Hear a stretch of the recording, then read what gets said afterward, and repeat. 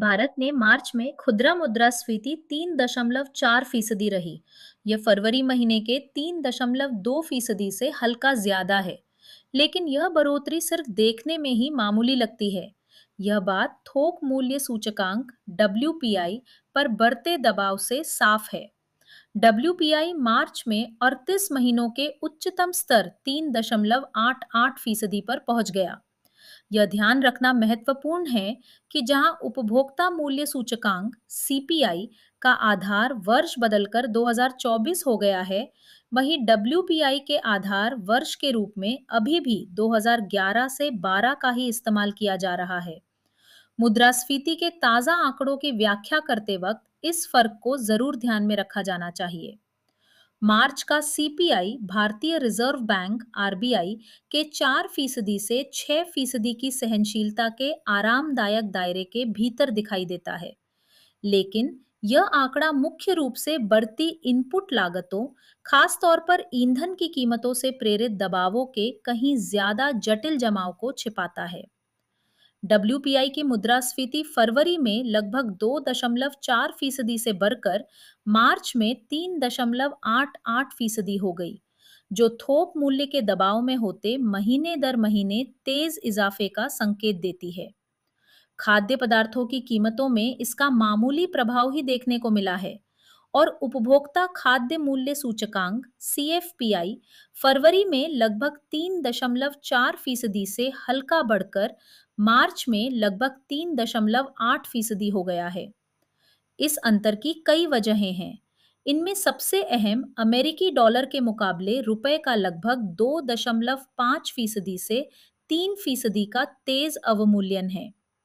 चूंकि दुनिया भर में कच्चे तेल और गैस का व्यापार डॉलर में होता है, इससे आयातित मुद्रास्फीति में और इजाफा हुआ है। ईरान के खिलाफ अमेरिका और इजराइल के युद्ध ने इन महत्वपूर्ण ईंधनों की आपूर्ति श्रृंखलाओं को बाधित कर दिया है। इससे इनकी वैश्विक कीमतें बढ़ गई हैं और दुनिया की विभिन्न अर्थव्यवस्थाओं में मुद्रास्फीति का दबाव फैल गया है।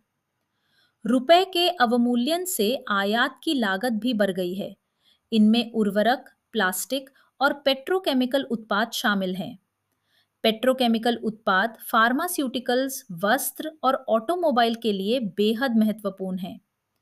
कई कंपनियों ने भले ही इन बढ़ती लागतों को वहन कर लिया है, लेकिन यह ज्यादा देर तक नहीं चल सकता है।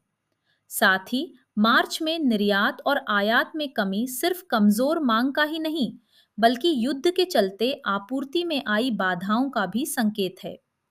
दरअसल निर्यात में साल दर साल के आधार पर लगभग 3 से 4% की गिरावट हुई है, और आयात में साल दर साल के आधार पर लगभग 5% से 6% की गिरावट आई है। इसके जवाब में निर्यातक, खास तौर पर सूक्ष्म, लघु एवं मध्यम उद्यम (एमएसएमई), अपने उत्पादन को घरेलू बाजार की ओर मोड़ रहे हैं। उनके इस कदम को निर्यात उन्मुख इकाइयों से ज्यादा घरेलू बिक्री की इजाजत देने वाली नीतिगत छूटों से मदद मिल रही है। इससे स्थानीय स्तर पर आपूर्ति की अधिकता हो रही है, लेकिन बढ़ती इनपुट लागतों के कारण उत्पादकों के मुनाफे में कमी आने के चलते कीमतों का लाभ ग्राहकों तक पहुंचने में देरी हो रही है। इसका नतीजा यह हुआ है कि सीपीआई में अस्थायी रूप से गिरावट आई है। जैसे जैसे ये दबाव कम होंगे, विकास की गति धीमी होने के बावजूद मुद्रास्फीति बढ़ने की आशंका है। यह स्थिरता की ओर नहीं, बल्कि मुद्रास्फीति जनित मंदी, स्टैगफ्लेशन के उभरते जोखिमों की तरफ इशारा करता है।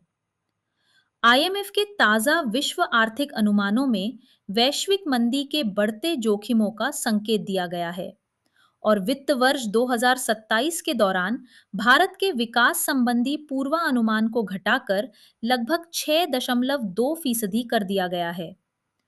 आरबीआई ने भी इन्हीं चिंताओं को दोहराया है। यह जटिल चुनौती तेल आयात पर निर्भर अर्थव्यवस्थाओं की नाजुक स्थिति को रेखांकित करती है।